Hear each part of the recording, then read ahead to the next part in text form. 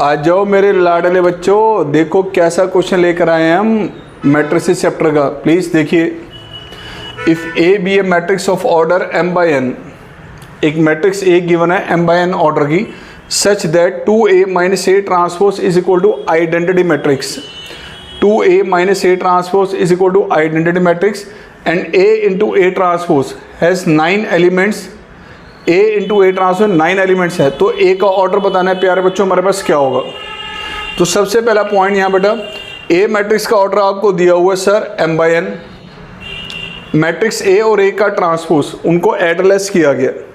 अगर a matrix का order m by n question में गिवन है तो प्यारे बच्चों a ट्रांसपोज का ऑर्डर क्या होगा, इन दोनों के प्लेस इंटरचेंज हो जाएंगे, रो कॉलम में और कॉलम रो में बदल जाएगा। फिर आपको ये कहा गया बेटा, ये जो आपके पास मैट्रिक्स, ये जो डिफरेंस आपको दिया आइडेंटिटी मैट्रिक्स, ये पॉसिबल कब होगा ये बताओ। दिस मैट्रिक्स और दिस मैट्रिक्स का डिफरेंस लिया हुआ, दो मैट्रिसेस का एडिशन डिफरेंस कब पॉसिबल होता है, जब दोनों मैट्रिसेस का ऑर्डर सेम होता है। अगर सेम ऑर्डर की मैट्रिसेस नहीं है तो उनका एडिशन डिफरेंस पॉसिबल नहीं होता।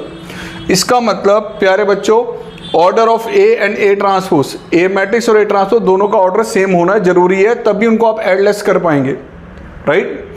अब अगर आपको पता है कि m और n और n और m, m by n और n by m दोनों ऑर्डर सेम होने जरूरी हैं।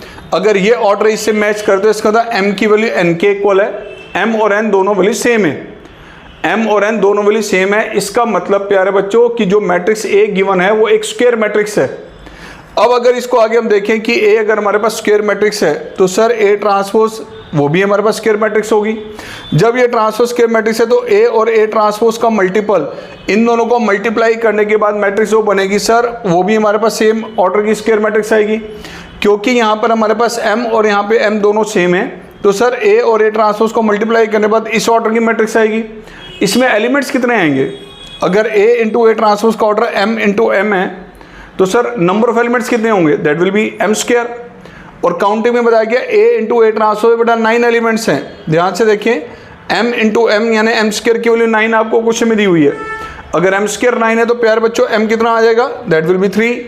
और अगर m की वैल्यू आपके पास 3 है तो सर a मैट्रिक्स का ऑर्डर क्या बनेगा, that will be 3 by 3। Option D is correct, don't miss.